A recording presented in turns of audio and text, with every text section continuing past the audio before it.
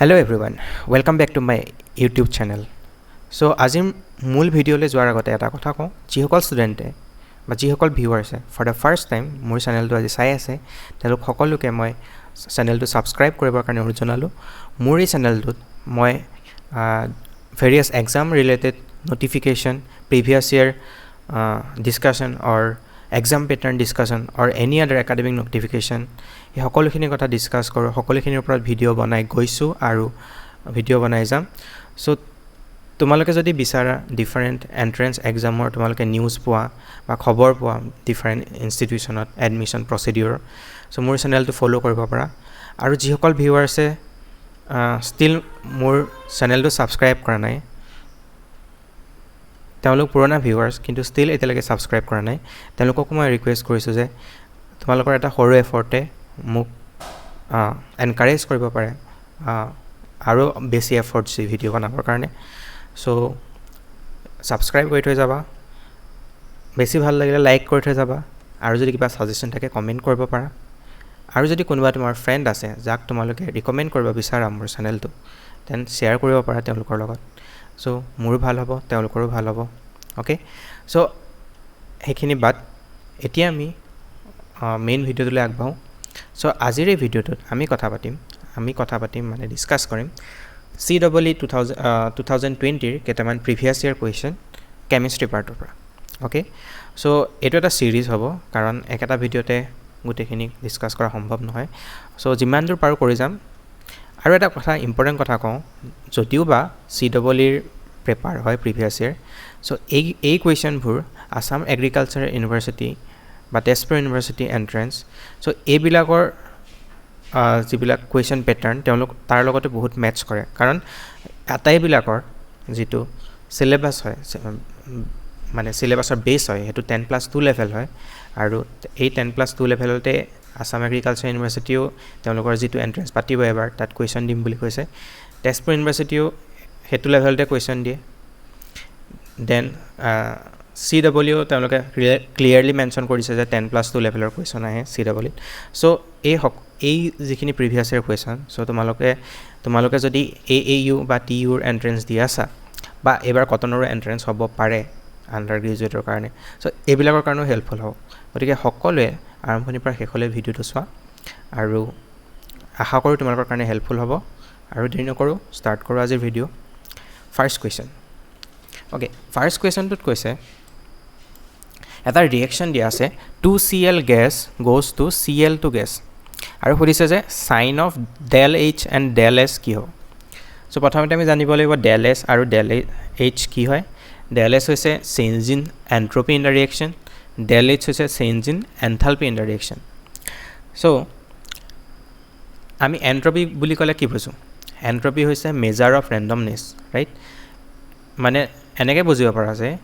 এটা ছাবষ্টেঞ্চৰ বা এটা ছিষ্টেমৰ মলিকুলটোৰ কিমান ৰেণ্ডমনেছ আছে, সি কিমান ফ্ৰীলি ঘূৰি ফুৰিব পাৰে। চ' সেইটোৰ মেজাৰমেণ্ট হয় এটা এন্ট্ৰপি। চ' আমি যদি চাওঁ লিকুইড আৰু গেছৰ মাজত, তুমি জানা যে লিকুইড ইন গেছিয়াছ ছিষ্টেম মলিকুলবিলাক বহুত দূৰত থাকে, সিহঁতৰ মাজত inter molecular force of attraction বহুত নেগলিজিবল হয়। চ' সিহঁতি যেনি তেনি ঘূৰি ফুৰিব পাৰে। যেনি তেনি ঘূৰি ফুৰিব পাৰে মানে কি হয়, সিহঁতৰ ৰেণ্ডমনেছ বেছি লিকুইডতকৈ। লিকুইড মলিকুলবিলাক সমহাট ৰিলেটিভলি মানে অলপ ষ্ট্ৰংলি বণ্ডেড, ৰাইট? সিহঁতৰ মাজত ইণ্টাৰ মলিকুলাৰ এট্ৰেকশ্যন থাকে ইন কম্পেৰিজন টু গেছেছ। চ' তাৰ মলিকুলবিলাক ফ্ৰীলি ৰেণ্ডমলি ঘূৰি ফুৰিব নোৱাৰিব। চ' আমি যদি গেছ আৰু লিকুইডৰ মাজত কম্পেয়াৰ কৰোঁ তেতিয়া কি হ'ব? তেতিয়া গেছিয়াছ ছিষ্টেমৰ সদায় এন্ট্ৰপি বেছি হয় লিকুইডতকৈ। কিন্তু চ' সেইটো তাত তোমালোকক এক্সাম্পল দিলোঁ অভাৰভিউ পাবৰ কাৰণে। কিন্তু এতিয়া যিটো কুৱেশ্যন দিছে তাত reactant to gas, product to gas. So' ইয়াত কি চেঞ্জ হৈছে আমি যদি চাওঁ দেন আমি দেখিম যে নাম্বাৰ অফ গেছিয়াছ মল চেঞ্জ হৈছে। প্ৰথমটো 2 মোলছ আছে মানে ৰিয়েক্টেণ্ট ছাইডত এণ্ড প্ৰডাক্ট ছাইডত 2 মোলছ কিহলৈ গুচি গৈছে, 1 মোলছ গেছিয়াছ এটম হৈ গৈছে, ৰাইট? এতিয়া তোমালোকে ভিডিঅ'টো পজ কৰা আৰু এই কুৱেশ্যনটো সলভ কৰিবৰ কাৰণে ট্ৰাই কৰা মই তোমালোকক অলৰেডি এটা হিন্ট দিলোঁ যে 2 মোলছ গেছিয়াছ এটম 1 মোলছ গেছিয়াছ এটমলৈ কনভাৰ্ট হৈছে সো তাৰ ওপৰতে বেছ কৰি আমাৰ আনসাৰটো ওলাব সো পজ কৰি তোমালোকে ট্ৰাই কৰা আৰু তাৰ পিছত মই যেটো আনসাৰ দিম তোমালোকৰ সলিউশন দিম তাৰ লগত মেচ কৰা এন্ড চেক কৰা যে তোমালোকে পাৰিছানে কিমান দূৰ পাৰিছা বা কিমান দূৰ আৰু পঢ়িব লাগিব ওকে সো আমি সলিউশন স্লাইডলৈ যাওঁ so হেতুৱে in this reaction the number of moles of gas decreases right কাৰণ ইয়াত 2 mol gaseous atom আছে but ইয়াত 1 mol বনি গৈছে হয় নহয় therefore entropy decreases entropy কিয় decrease হৈছে কাৰণ জানো যে গ্যাসৰ সদায় entropy বেছি হয় although দুইটাই গ্যাস হয় right এটো সাইডো গ্যাস কিন্তু এফালে 2 moles আছিল কিন্তু এফালে কি হৈ গল 2 moles লগ লাগি 1 moles হৈ গল সো যদি লগ লাগি না থাকে তেতিয়া তাৰ ৰেন্ডমনেস বেছি থাকিব obviously যদি দুটা ক্লোৰিন বন্ড হৈ থাকে যদি দুটা ক্লোৰিন এটম ডিসক্ৰিট কে আছে হিহঁতৰ মাজত কোনো অ্যাট্ৰাকশন নাই বা কোনো ৰেষ্ট্ৰিকশন নাই হিহঁতি যেনি তেনি ঘূৰি ফুৰিব পাৰে কিন্তু Cl2 মানে কি হ'ল এটা মলিকিউল দুটা এটম তুমি বান্ধি দিলা এডাল বন্ড দি সো obviously হিহঁতৰ ৰেন্ডমনেসটো অলপ কমি যাব ফিজিক্যালি যদিও তোমালোকে চিন্তা কৰা সো তাৰ মানে কি হ'ব ৰেন্ডমনেস যদি কমি যায় তেতিয়া হলে এন্ট্ৰপিও কমিব আৰু এন্ট্ৰপি কমিলে আমি যদি কিবা এটা বস্তু কমে থাৰ্মোডাইনামিক্সত এটা আমি কিহে ডিনোট কৰো নেগেটিভ সো del s কি হ'ব ইয়াত নেগেটিভ তো এন্ট্ৰপি চেঞ্জ সদায় নেগেটিভ হ'ব এন্ট্ৰপি ডিক্ৰিজ হ'ব ৰাইট নেক্সট আমি এতিয়া এনথালপি চাম এনথালপি চাবৰ কাৰণে এটা ফেমাস ইকুৱেচন আছে del g del h - t del s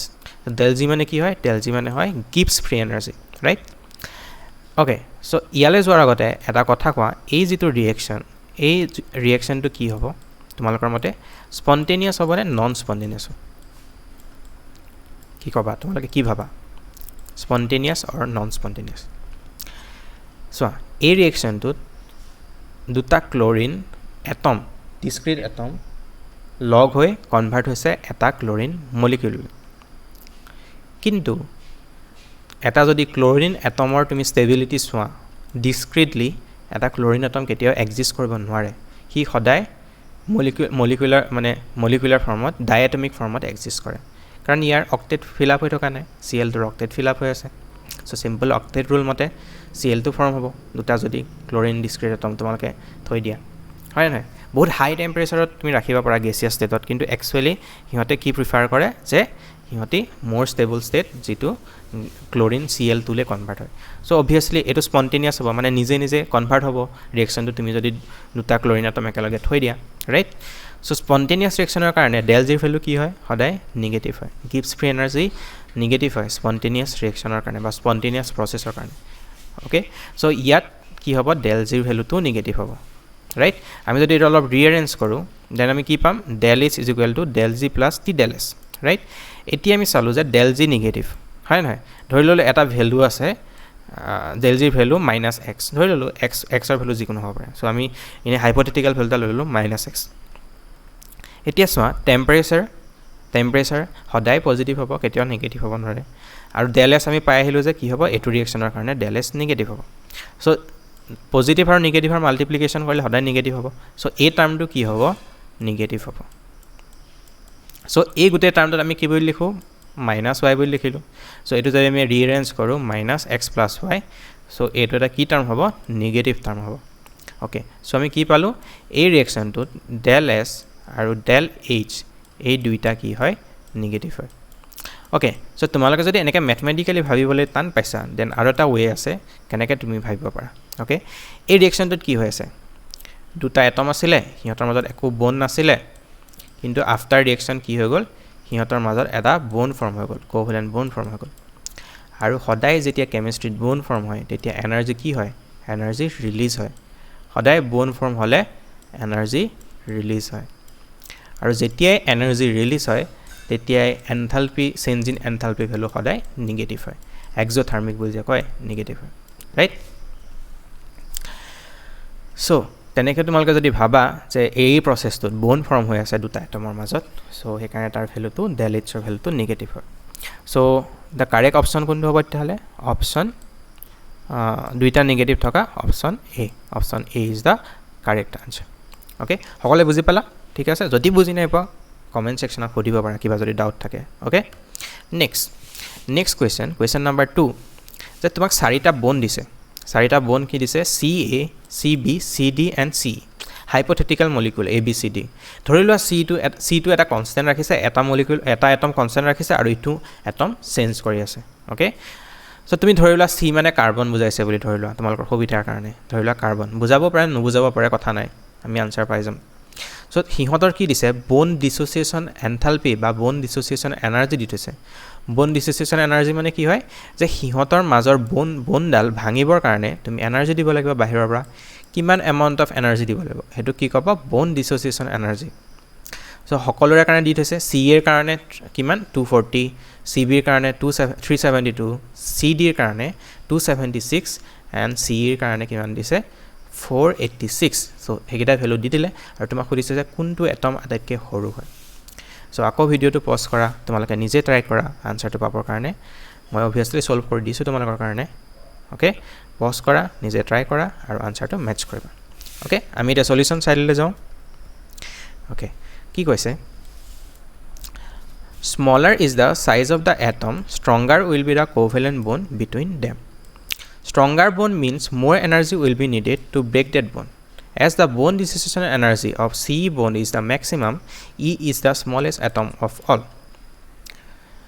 okay so কি কলে যে bond covalent bond specially covalent bondৰ কাৰণে হয় যিমানে স্মল হ'ব এটমটো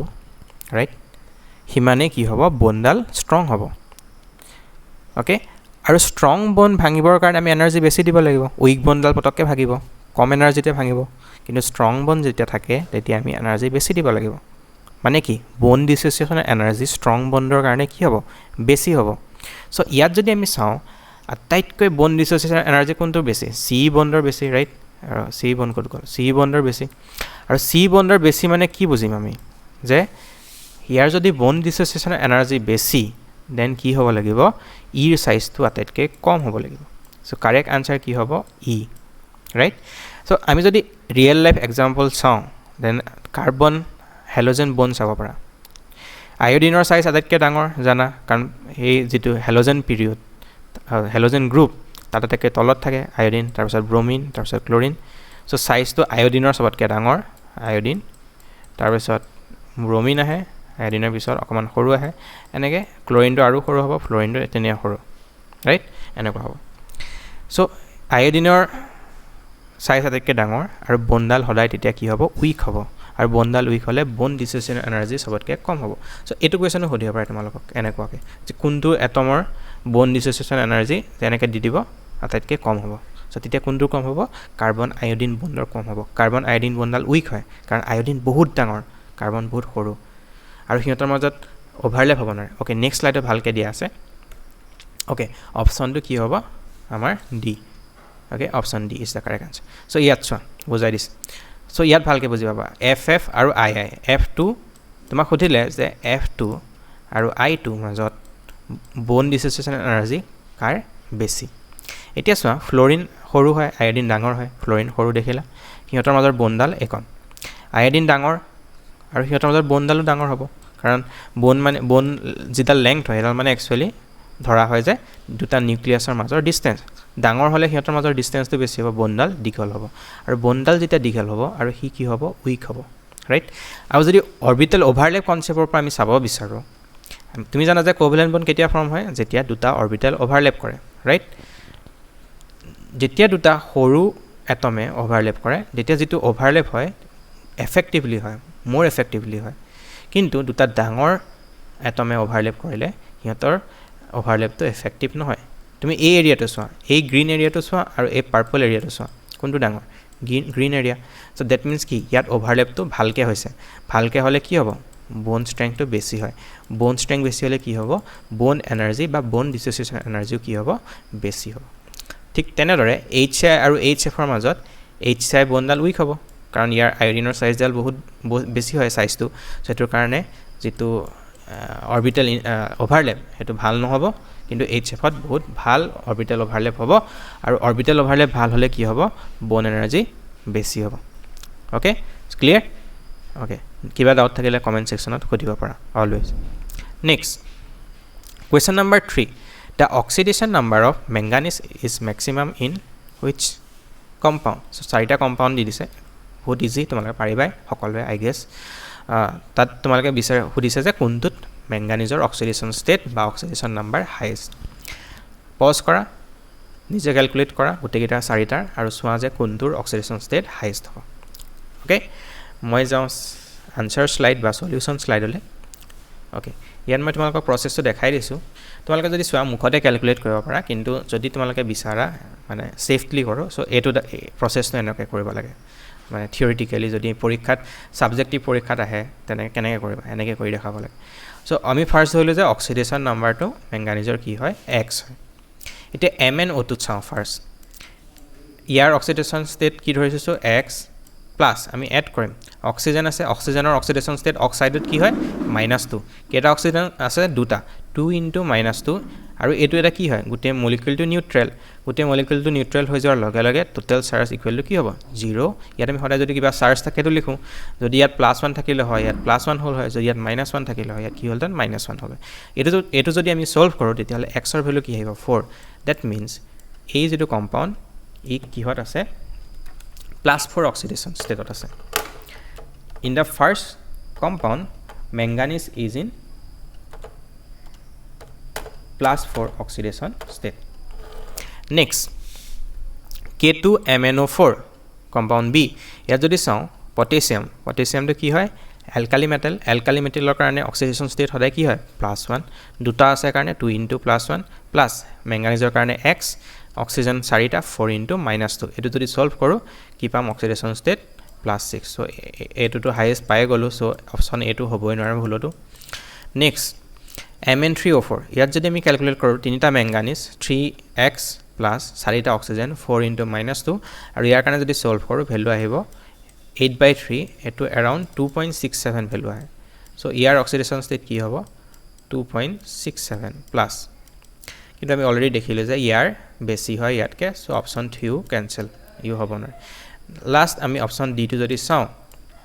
ইয়াত পটাছিয়ামৰ এগেইন 1 ম্যাঙ্গানিজৰ x অক্সিজেন 4টা 8টা যদি x ৰ কাৰণে আমি সলভ কৰো ইয়াৰ ভ্যালুটো কি আহিব +7 সো ইয়াৰ অক্সিডেশন ষ্টেট +7 সো আমি যদি এটা কম্পেয়াৰ কৰো আটাকে হাইয়েস্ট কত পালো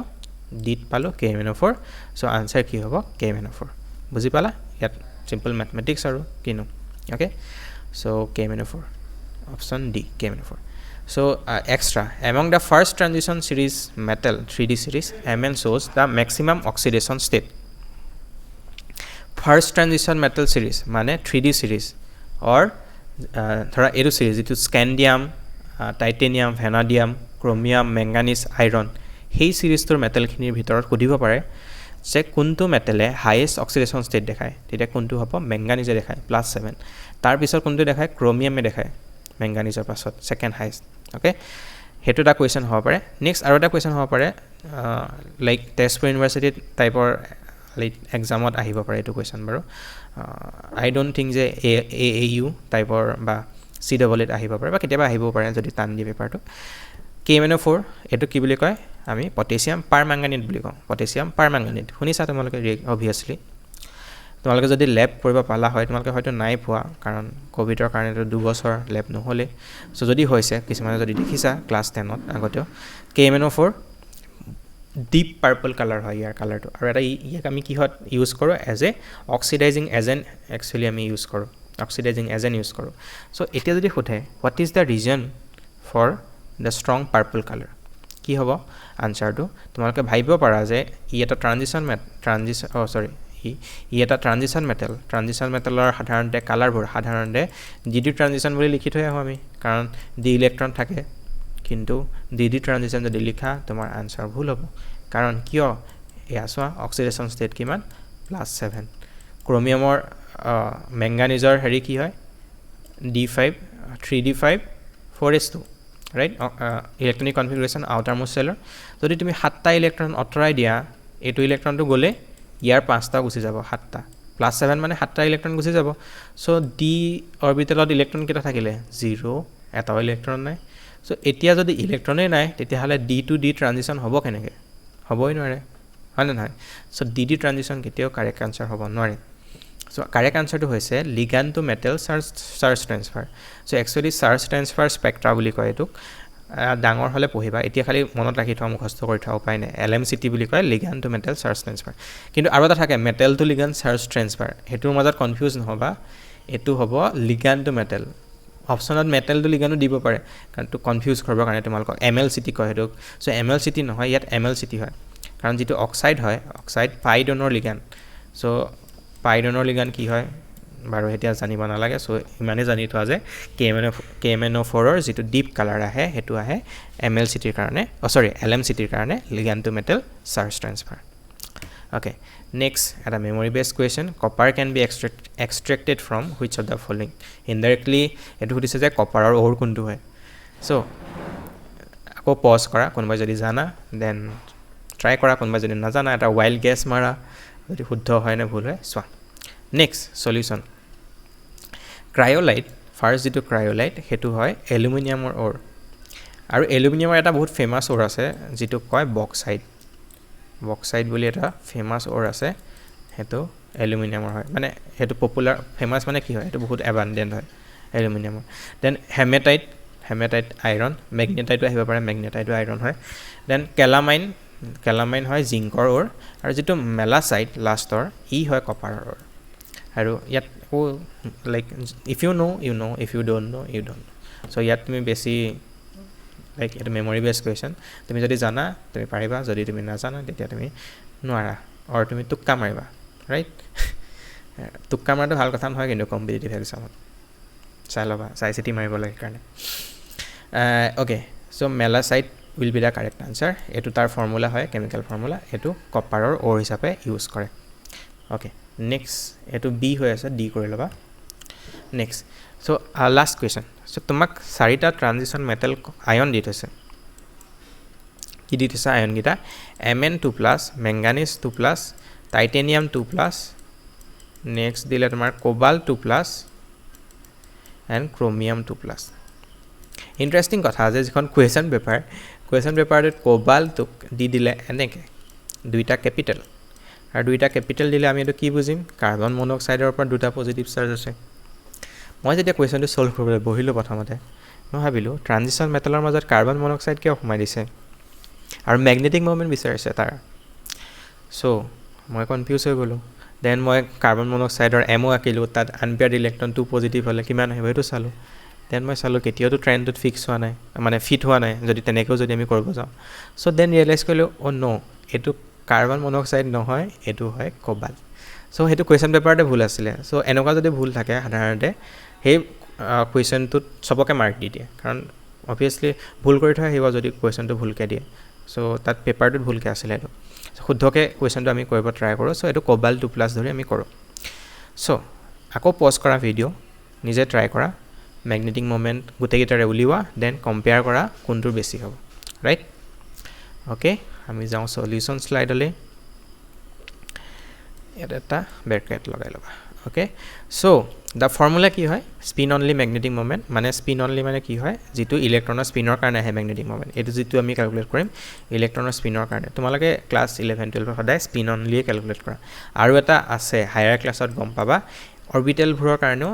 ম্যাগনেটিক মোমেন্টত কন্ট্ৰিবিউশন আহে সো হেতু কয় অৰবিটেল ম্যাগনেটিক মোমেন্ট সো হেতু কথা নাপাতো স্পিন ইয়াত ম্যাগনেটিক মোমেন্ট বুলি কলে স্পিন অনলি বুজাইছে সো তাৰ যেটো ফৰ্মুলা হয় মিউ এ ডিনোট কৰে mu equal to √n * n+2 এটো ফৰ্মুলা হয় সো bm ইউনিট তো হৈছে bm মানে বোৰ্ছ ম্যাগনেটন আৰু n তো কি হয় ইয়াত n হয় নাম্বাৰ অফ আনপেয়াৰ্ড ইলেক্ট্ৰন আৰু কি হ'ব মিউ তেতিয়া হলে আমি যদি চাও সো ইয়াত ডাইৰেক্ট ৰিলেশন আছে so obviously √n mu is directly proportional that mean মই এটো বুজাইছো যে ডাইৰেক্ট ৰিলেশন আছে হিহঁতৰ মাজত ৰাইট সো যদি n বাহে তেতিয়া mu বাহিব যদি n কমে mu কমিব সো নাম্বাৰ অফ আনপেয়াৰ্ড ইলেক্ট্ৰন যদি বেছি থাকে that means ম্যাগনেটিক মোমেন্টটো কি হ'ব বেছি হ'ব এটা আমি গুটেইটা আয়নত ক্যালকুলেট কৰো কি হয় আৰু এটা কাৰেকচন কৰি লবা হৰু এটো n+1s s2 কৰি লবা হা থাকি গল কিবাকে সো ফাৰ্স্ট যোৱাৰ আগতে তোমালোকক মই কওঁ what is the general electronic configuration of transition metal so transition metalৰ general electronic configuration কি হয় এটো n+1s to nd 1 to 10 so 1 to 10 very কৰিব like from scandium to zinc মানে কি বুজাইছোঁ ইয়াৰ যেটো আউটাৰ মোষ্ট সেলৰ ইলেক্ট্ৰনিক কনফিগাৰেশ্যন হেতু যদি আমি 3D সিৰিজৰ কাৰণে কি লম লাষ্ট ইলেক্ট্ৰন ক'ত সোমাব 3D অৰবিটেলত 3D আৰু 4s তো থাকিব কাৰণ 3 + 1 কি হ'ব 4 4s তো সদায় এটা বেছি হয় ইয়াত দুটা ইলেক্ট্ৰন থাকে আৰু ইয়াত 1 to 10 তেনেকৈ ফিল আপ হয় সো ফৰ স্কেন্ডিয়ামৰ কাৰণে D1 হ'ব টাইটেনিয়ামৰ কাৰণে D2 হ'ব এটো কনস্ট্যান্ট থাকিব 4s তো ওকে সো এটো জেনাৰেল কনফিগাৰেশ্যন হয় ফৰ 3D সিৰিজ যদি 4D হয় এটো 4 হৈ যাব s তো 5 হৈ যাব যদি তাৰ তলৰটোলে আহা এটো 5 হৈ যাব এটো 6 হৈ যাব ৰাইট তেনেকুৱা নেক্সট আমি যদি চাও Mn2+ ম্যাঙ্গানিজৰ নৰ্ম ইউজুয়ালি নিউট্ৰেল ম্যাঙ্গানিজৰ কি হ'ব ইলেক্ট্ৰনিক কনফিগাৰেশ্যন 4s2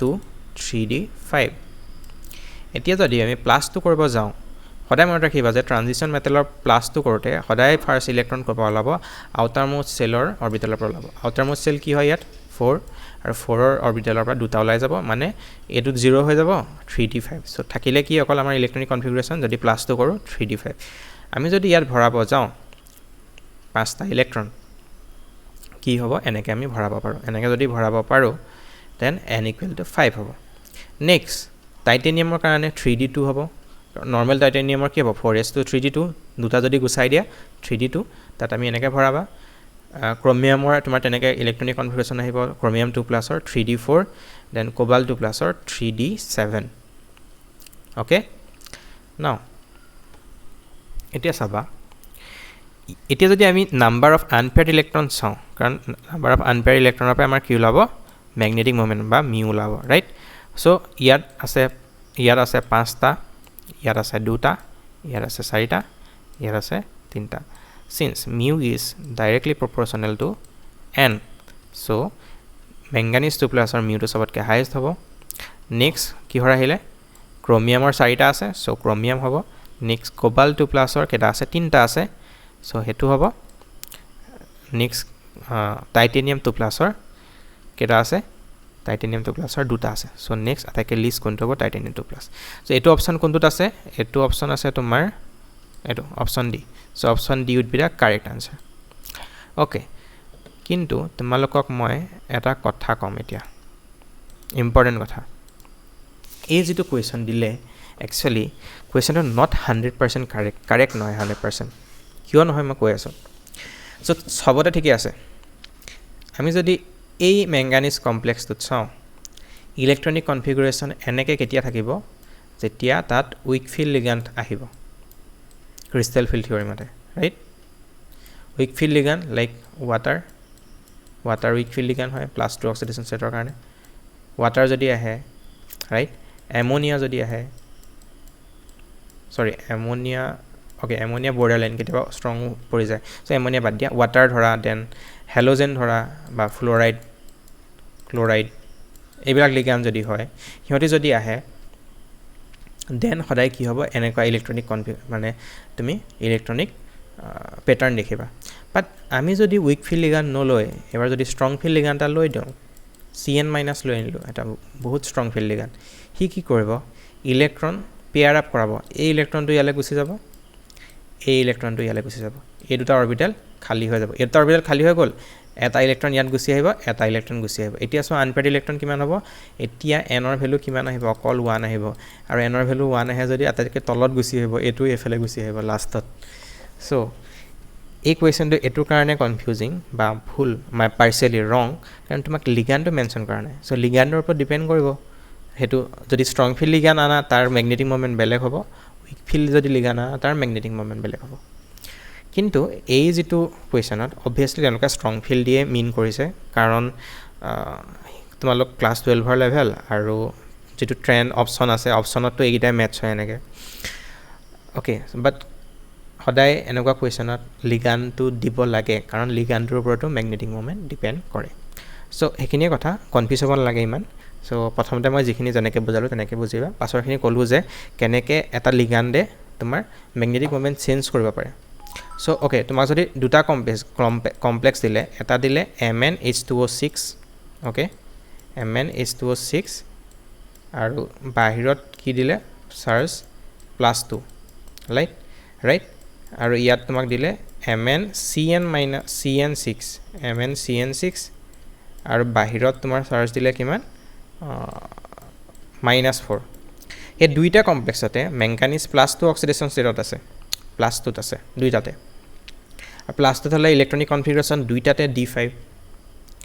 কিন্তু ইয়াত উইক ফিল্ড লিগান আছে কাৰণে n = 5 হ'ব ইয়াত উইক ফিল্ড লিগান আছে কাৰণে n = কি হ'ব 1 হ'ব সো ম্যাগনেটিক মোমেন্ট ওপৰটো বেছি হ'ব তলৰটো কম হ'ব সো Mn2+ হতে সো দুটা কন্ডিশন আহিব পাৰে সো হেগে লিগানটো দিব লাগে এনেকুৱা কোৱেশ্চনত সাধাৰণতে সো বাৰু যি নহওক সো এটোৱে হেতু কোৱেশ্চনৰ আনসাৰ একচুৱেল যেটো আনসাৰ হয় so option D would be the correct answer তোমালোকে যদি বুজি পালা কমেন্ট কৰিবা যদি ভাল লাগিলে সেশনটো বা ভিডিওটো আৰু যদি বুজি পোৱা নাই কিবা কমেন্ট কৰি সুধিব পাৰা যে এটো বুজি পোৱা নাই বা এনেকুৱা ধৰণৰ কথা ওকে